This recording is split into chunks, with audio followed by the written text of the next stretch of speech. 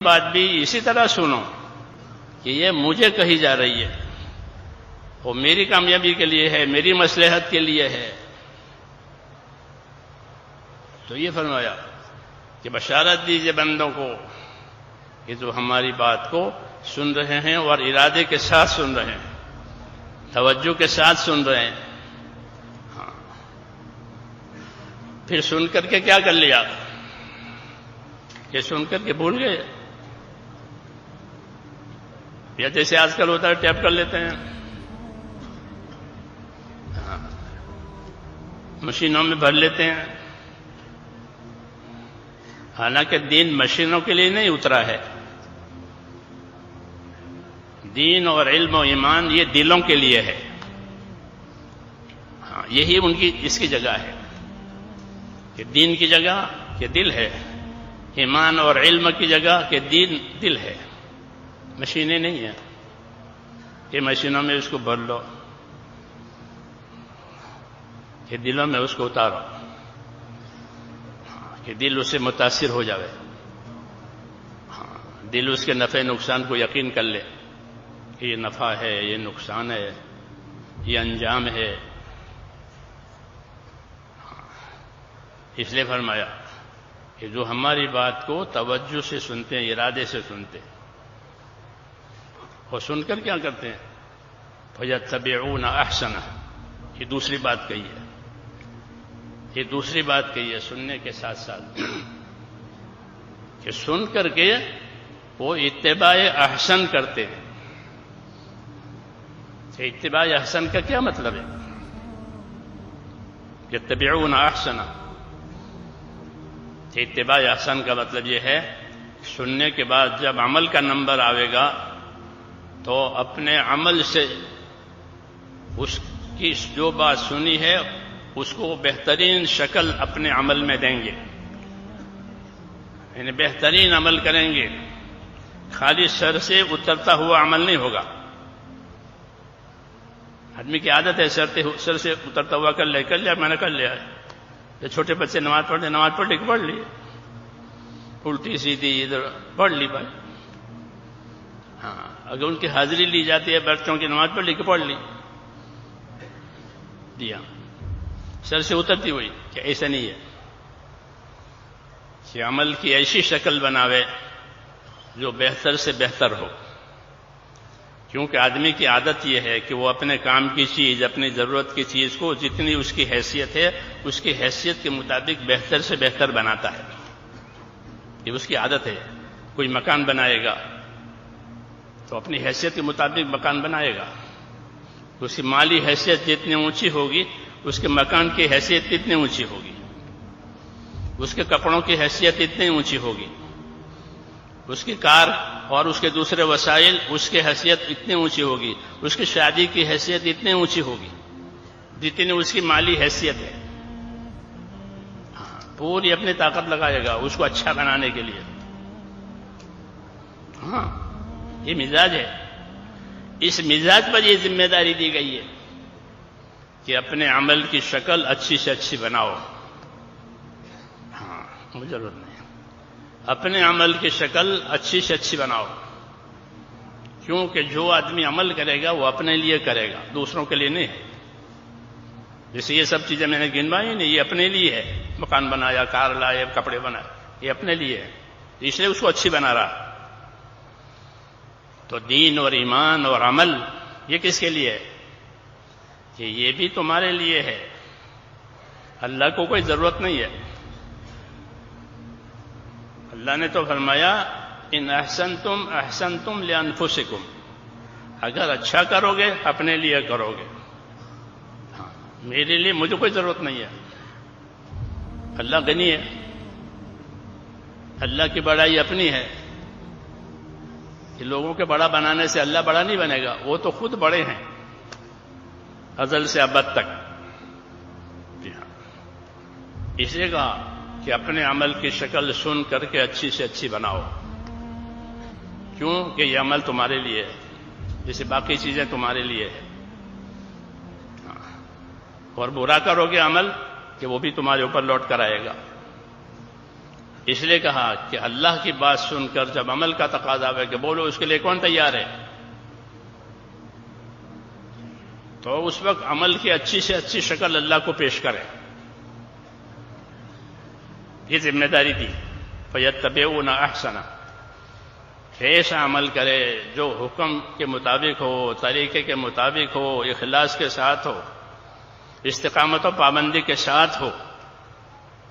عمل کی خوبیاں ہوتی ہے، جیسے چیزوں کی خوبیاں ہوتی ہے، عمل کی خوبیاں ہوتی ہے.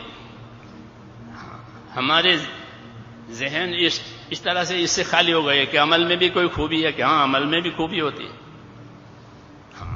قیامت میں اس کو جانچا جائے گا کہ اس عمل میں کتنا علم ہے، کتنا اخلاص ہے، کتنی تابعداری اور پابندی اس کے اندر ہے.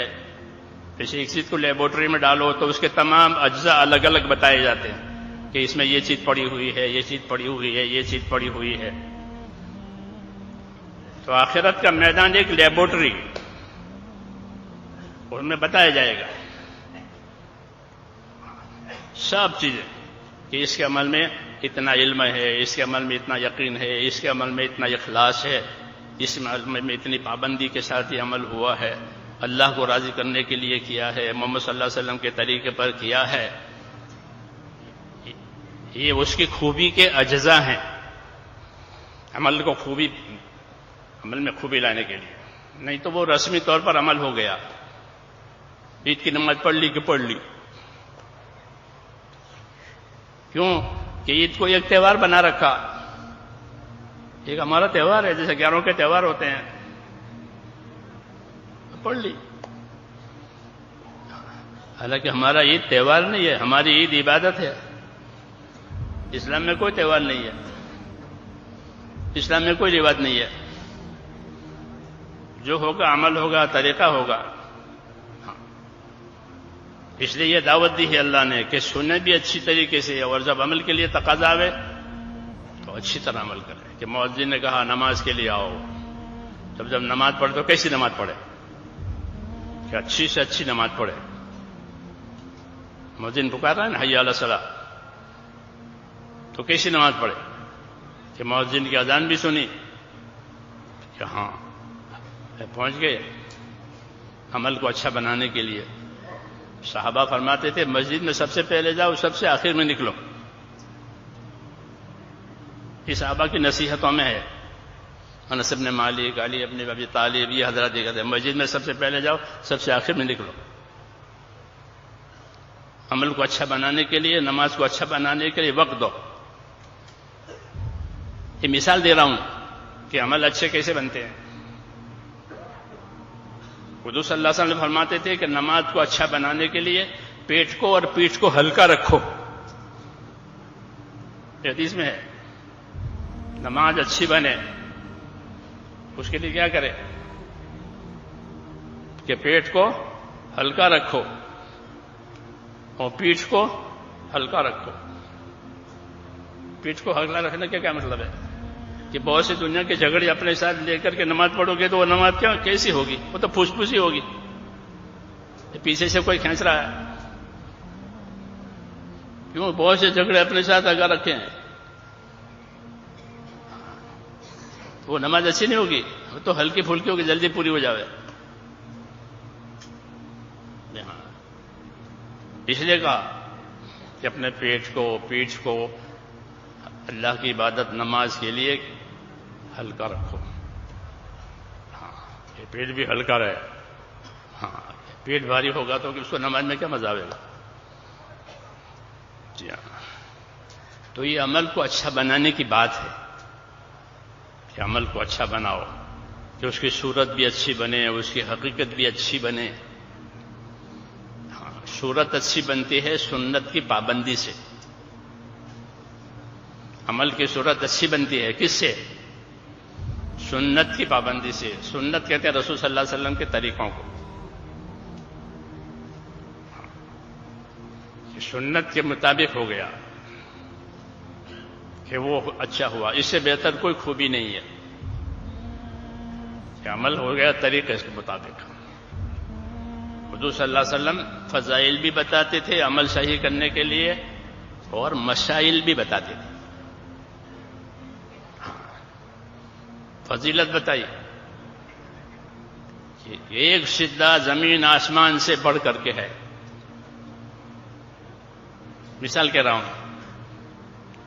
ایک سجدہ زمین آسمان سے بڑھ کر کے ہے، اور بندے کو سب سے زیادہ قرب اور نزدیکی اللہ کے یہاں سجدے سے ہوتی ہے. یہ فضیلت ہوئی مثال کی.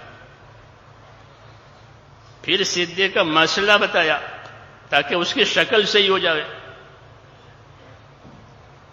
فرمایا مجھے حکم ملا ہے کہ میں سجدہ 7 اعضاء پر کروں.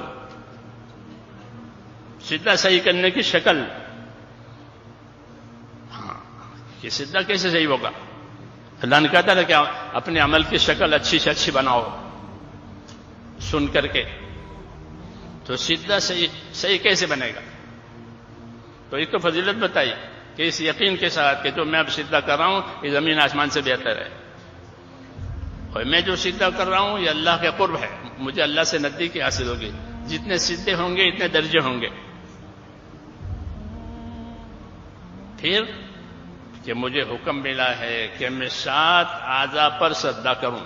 یہ مسئلہ بتایا ہے. علماء کرام دونوں بتائیں گے، فضائل بھی بتائیں گے، مسائل بھی بتائیں گے. کہ فضیلت سن کر شوق پیدا ہوگا اور مسائل سن کر عمل کی شکل صحیح ہوگی. جی ہاں، عمل کی شکل صحیح کرنی پڑتی ہے. کوئی فارم بند کر کے آپ لے جاؤ گے نا کاؤنٹر پر، غلط ہوگا تو واپس کرے گا. وہ ہوتا ہی نہیں ہوتا کہ جاؤ اس کو ٹھیک کر کے لاؤ.